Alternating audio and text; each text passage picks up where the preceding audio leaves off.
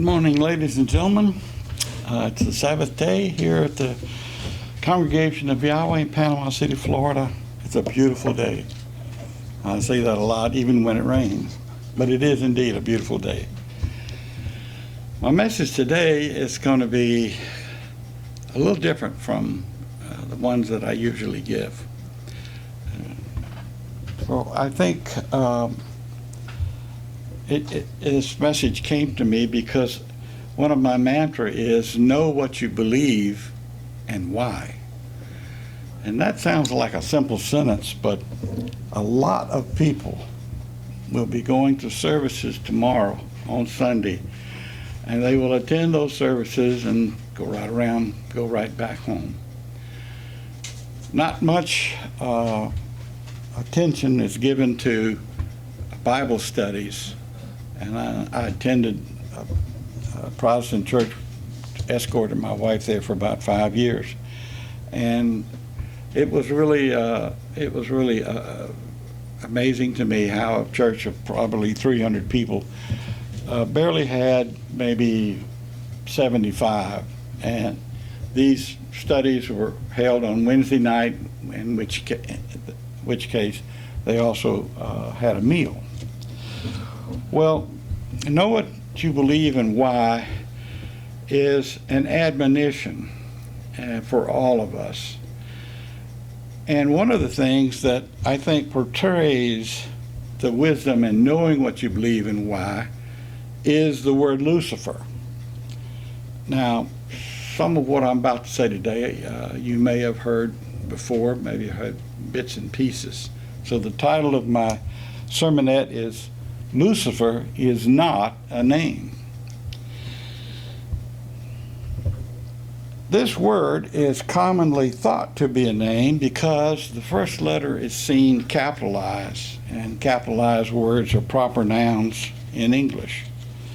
Various authors have shown that Lucifer is not a name, it's not a proper noun, and therefore should not be capitalized. In the year 2003, there was an article by Frank W. Nelty who questioned the wisdom of continuing to believe the word Lucifer was another name for Satan before the name for Satan before the fall. Well, a little bit about Nelty. He was in South Africa, and he was with the Worldwide Church of God. And when the split occurred, certain groups formed the United Church of God, and he was one. And the governing body got together and they decided, well, one of the things we need to do is we need to come up with a calendar. And Nelty and his son, who was a programmer, went through and did a lot of studying on the subject. I have a copy of it. It's about that thick. He is the only person that I know of that made such in-depth calculations using the Hebrew measurement halakam. Well, he submitted this this treatise to the governing board, and 24 hours later they announced, well, we've already decided we're going to do the calendar this way. And Nelty got very offended because he had spent a great deal of time, something like 3 months, and they just blew it off. There were so many pages in his treatise, he knew that they could not read it if they would stayed up for 24 hours. And so it was an insult, but it was also kind of like a slap in the face that they really didn't know. In their call for papers, they really didn't expect anybody was going to respond, and they were just going to rubber stamp what they had already decided they were going to do anyway. Well, with that, Nelty just sort of dropped out of sight as far as United. And but the little article that he wrote made people sit up and notice that there is something that needs to be examined here. He asserted that the confusion about the word Lucifer began with a mistranslation of the Old Testament verse of Isaiah 14:12. Isaiah 14:12.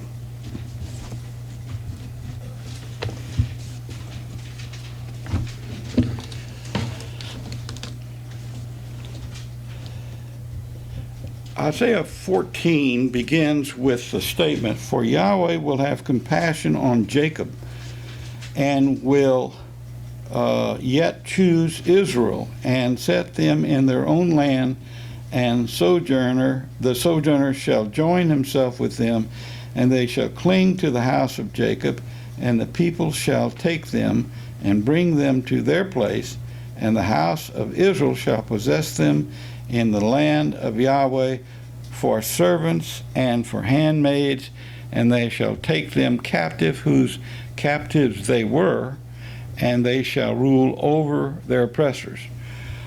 This talks about a period in history when the kings, like Nebuchadnezzar, who is specifically mentioned, Nebuchadnezzar II, and there are others, they ruled the known world, and they ruled it with a vicious hand. They would take everything when they went to invade a country, and they would burn the crops, and they would do various things to subjugate the peoples, not just simply to conquer them, but to essentially wipe them out. And they would take whom they wanted as slaves, which was essentially everybody. Now, the Almighty Yahweh punished the Israelites, because he had them taken captive by the Babylonians. They were captive 70 years, 1 year for every Sabbath that they profaned, for every annual Sabbath that they profaned. Well, finally, when it was over with, the Almighty Yahweh gave Isaiah this word, inspired word. Drop down to verse 10.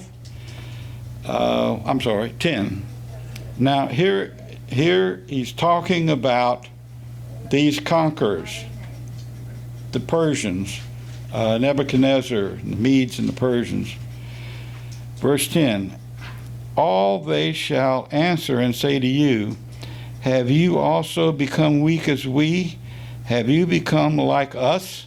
Your pomp is brought down to Sheol." That's the grave. That's the Hebrew word for grave, Sheol. Your Bible may show hell, capital Hell, but the Hebrew word is Sheol, and it means grave, hole in the ground where you put dead people. "And the noise of your vowels, the worm is spread under you, and the worms cover you." Those are maggots, the common larva of the common housefly. When a flesh dies, it putrefies, it attracts flies. Flies lay eggs, they pupate into larvae, and they eat the flesh that they're on. So what he's talking about is a dead person in the grave, and he's not covered up, just there. And the flies are doing what flies do. Now, this is a taunt. What follows next is a taunt. And it must be understood that this is kind of like a finger-pointing thing. It's just, "How have you fallen from heaven, O day star, son of the morning? How have you been cut down to the ground and laid low, the nations? And you said in your heart, I will ascend to heaven. I will exalt my throne above the stars of El, and I will sit upon the mount of the congregation in the utmost parts of the north. I will ascend above the heights of the clouds, and I will make myself like the Most High. Yet you shall be brought down to the grave, to the utmost parts of the pit. There you shall, they that see you shall gaze at you, They shall consider you, saying, is this the man that made the earth to tremble and shook the kingdoms? Their invasion forces and wars is what is meant here when it says shook the kingdoms. That made the world as a wilderness, that burnt the crops, and overthrew the cities of it, that did not let loose his prisoners to go home. All the kings of the nations, all of them, sleep in glory, every one in his own house, in his own sepulchre. But you are cast forth away from your sepulchre like an abominable branch, clothed with the slain, and that are thrust through with the sword, that you go down to the stones of the pit as a dead body trodden underfoot. You shall not be joined with them, with the kings that were buried, in burial, because you have destroyed your land, you have killed your people. The seed of evildoers shall not be named forever.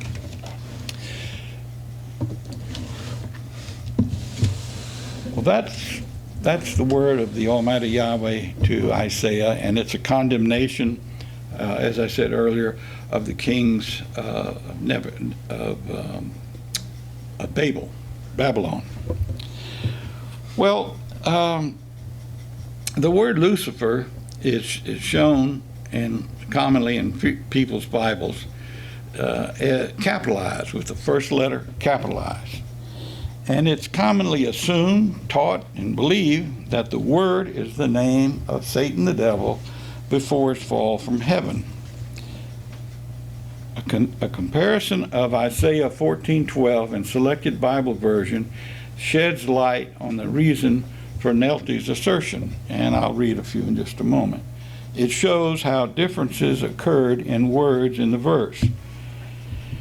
The 1611 version, the 1611 King James Version, 1611 edition King James Version, that is the correct title, has this verse in archaic English: How art thou fallen from heaven, O Lucifer, son of the morning? How art thou cut down to the ground, which didst weaken the nations? In a footnote, it says, where the word Lucifer, capital L-U-C-I-F-E-R, appears, the footnote says, or O day star.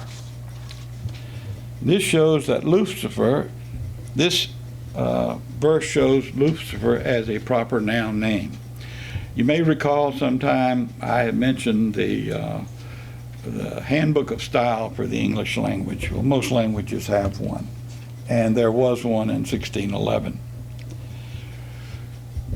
The word Lucifer is shown as a proper noun in one of the earliest, what I just read shows that Lucifer was used in one of the earliest non-Catholic Bibles. Remember that the Vulgate was around for 1,000, some say 1,600 years. So 1611 King James Version, a complete Bible, Old Testament and New Testament.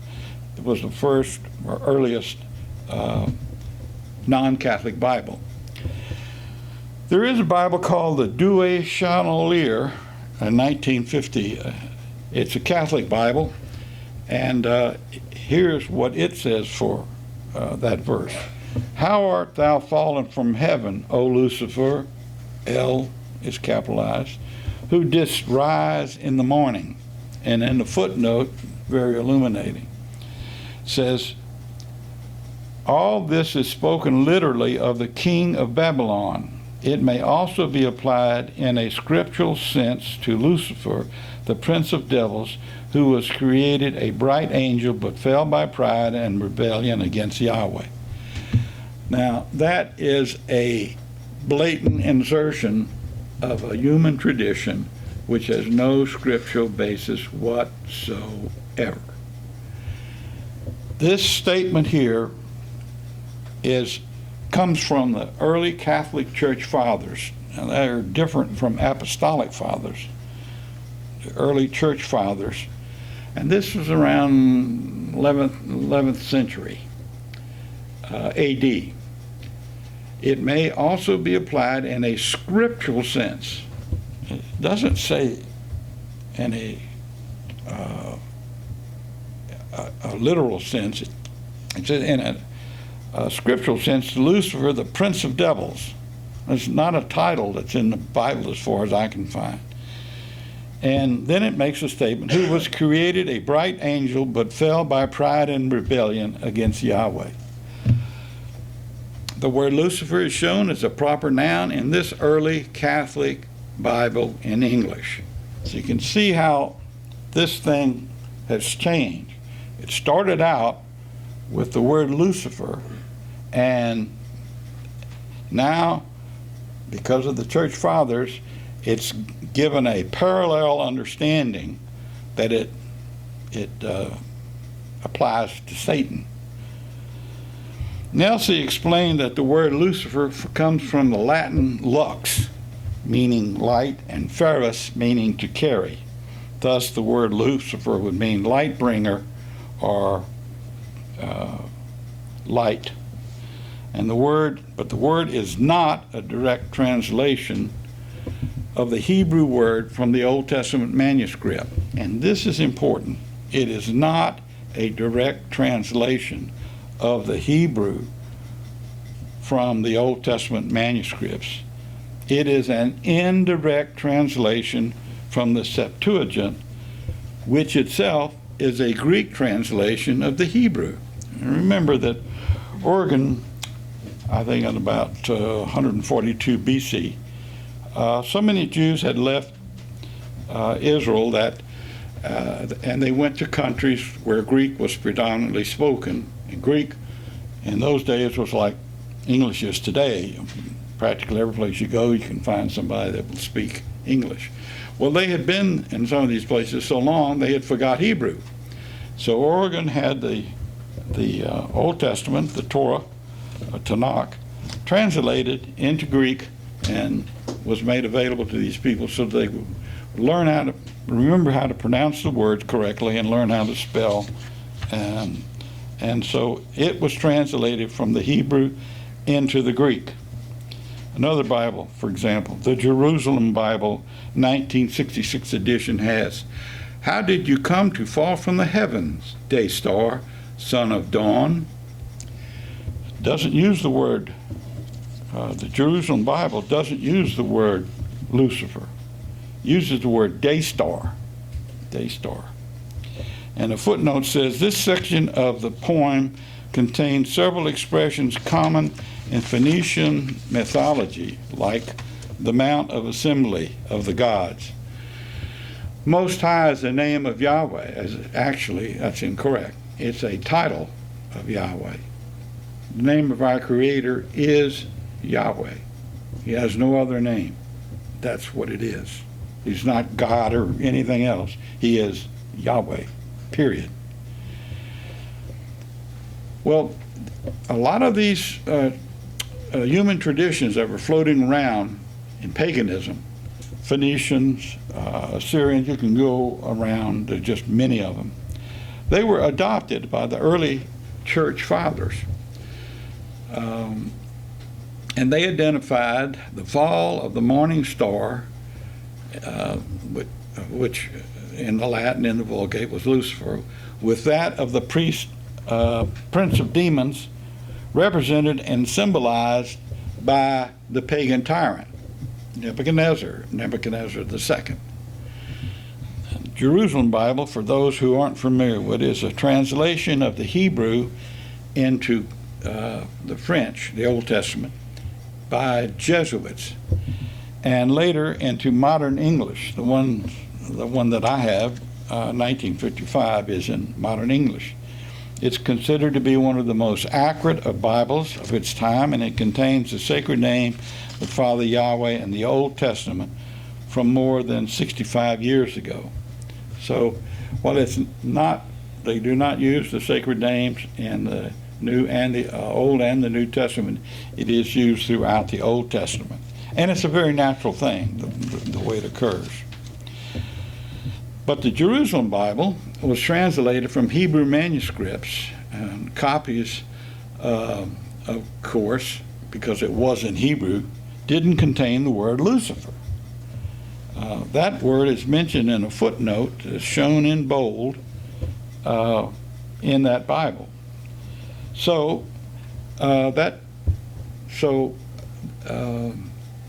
what the Jesuits did was they did not perpetuate the error. They did not perpetuate the error. And that one of the things that they did do was to avoid perpetuating the error of the early church fathers. And for some of us who have a background in Catholicism and can remember all the proclamation about Vatican I, Vatican II, and so forth, we find that a lot of those movements were by young priests and nuns. They apparently reached a point to where they felt that studying of the scriptures was paramount. And if it wasn't in the scriptures, they backed off from it, but not too far. Well, a word search of Isaiah 14:12 in James Exhaustive Concordance, Hebrew and Greek Dictionary, for Lucifer reveals the following. This is word 1966. If you go there, you'll see it's in lowercase H-E-Y-L-E-L, Halel. And it's from 1984 in the sense of brightness, the morning star, Lucifer. The word Lucifer does not begin with a capital letter. Why? Because it's not a proper noun, but in Hebrew there is no upper and lower case. We have the Interlinear Bible in Bernice's bookcase back there by J. Green. It has Isaiah 14:12 as follows. How have you fallen from heaven, O shining star, the son of the morning? Are you cut down to the ground? The Interlinear Bible is a literal translation with words key to Numbers and Strong's, and the word Lucifer is not in the verse. It's not in the verse. O shining star, star, light, morning star is what is there. The word Lucifer is not in the verse, and Strong's 1966 is translated literally, and in most Bibles now, stopped using Lucifer, started using day star. The same term is applied to the bright shine of the sun, a star in our galaxy, and we can see it in the day in our, so we know, even though it is a star, that is not the star that's being referred to. Well, what is being referred to? It's the planet Venus. Planet Venus rises, it's called the morning star, the day star, and it rises early in the dawn, brightest object, can't miss it. But as the sun comes up, the glare of the sun causes one's ability to see Venus get less and less and less, and pretty soon you can't see Venus at all. So in one sense, these kings of Babylon, they rose like Venus rises. And as Venus goes away, they went away. They died, humans do, and they entered the grave. So this wording that is applied here you have to keep it in context of what happens to Venus and what happened to those Babylonian kings. Now the Scriptures 1998 edition, some of you have it, has, how have you fallen from the heavens, O Halel, son of the morning? Now this is the Hebrew word, but in the Scriptures it's curious that H-E-L-E-L is capitalized. The H is capitalized. It's a Hebrew word, and it just happens to be the style of the Scriptures Bible that when you have Hebrew words like this, they'll be commonly capitalized, although, in fact, Hebrew words are not capitalized. The footnote that goes with that verse says, the Gentiles are ruled by the sovereigns of Babel, H-E-L-E-L, the shining one. So these kings became so enamored with their success at warfare and the gains of wealth and power, life and death. They had the power of life and death. They became so enamored that they thought of themselves as gods, and that they would rise up and so that their throne would be the highest throne.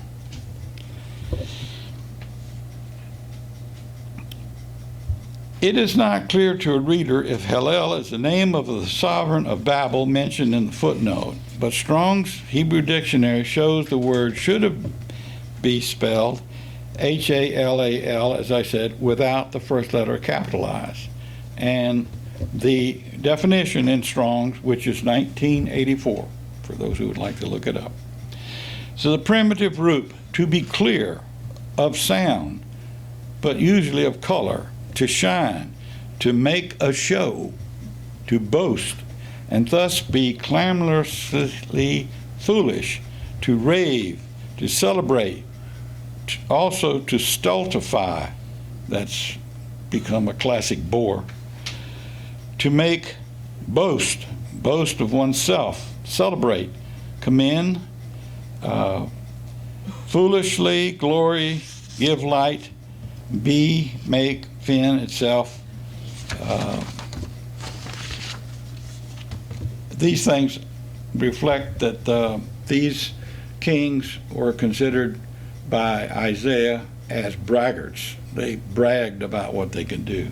And that inspired word was given by the Almighty to Isaiah, and he wrote it down, and we have it today. But these boastful words that fit in Isaiah 14:12, they show that the sovereigns of Babel were braggarts. And as evidence, their boasting was in the construction of the Tower of Babel. Ostensibly, it was to reach to the heaven where the king surely would have had his throne. It would have been the highest throne. Well, actually, it was a structural impossibility.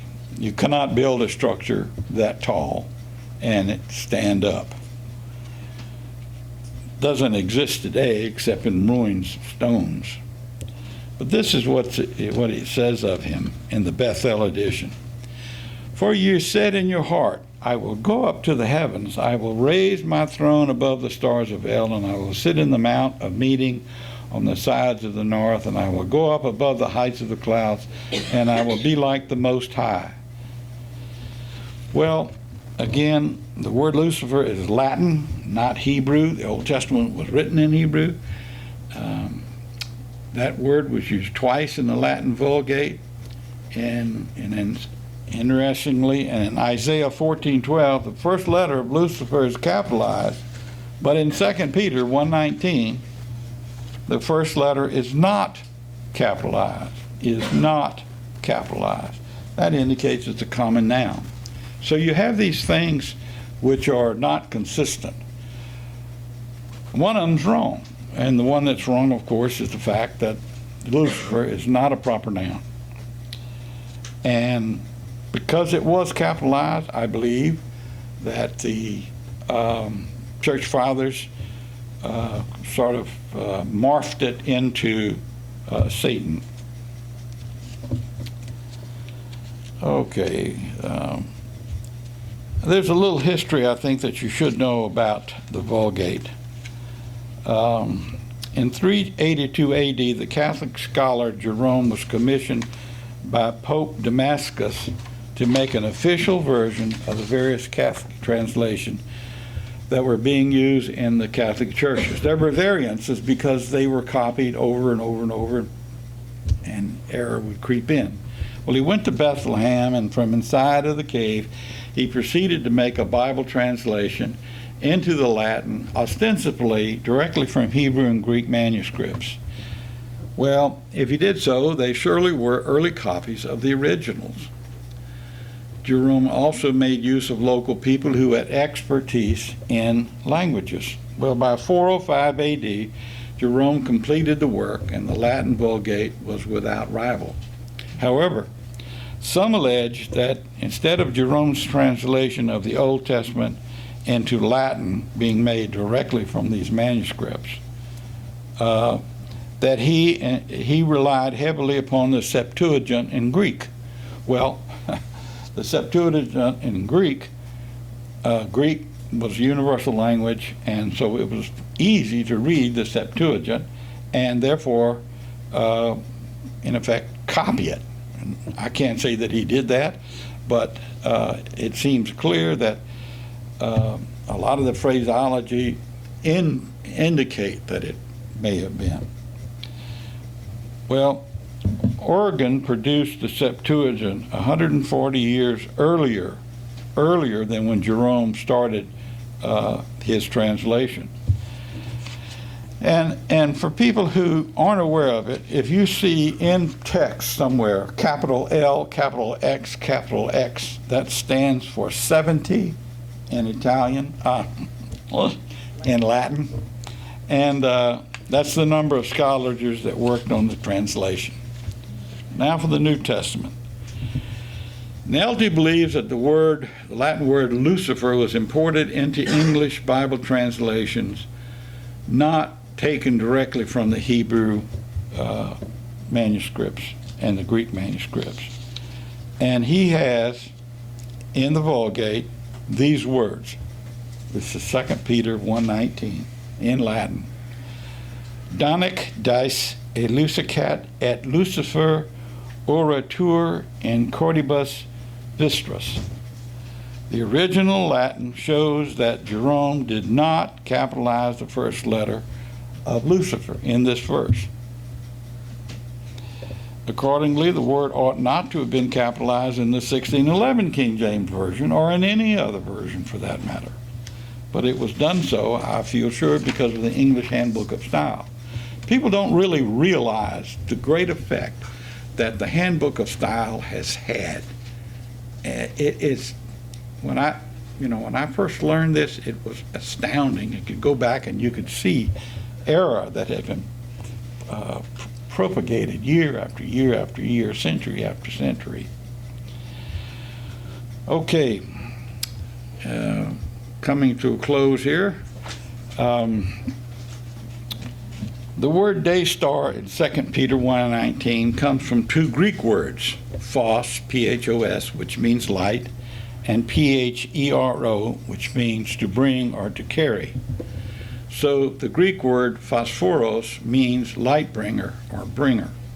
And from that we get the element phosphorus. Accordingly, the Greek word phosphoros has the same meaning as the Latin word Lucifer. Both mean light bringer, source of light. Nelty says, but before I leave that, they mean light bringer and source of light. Has nothing to do with Satan. There's no mention, there's no inference or anything. What they're talking about here is a point of light, a luminary, as the planet Venus is early in the morning. It's a point of light.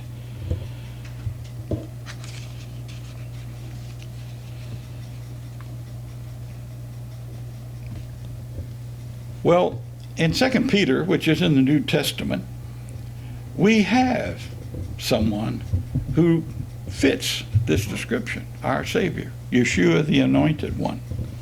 He brings us the light. He is the light of the world. You could look up light in Strong's Concordance, and it occurs many, many times. He is the light. Lucifer correctly belongs as a title for our Savior.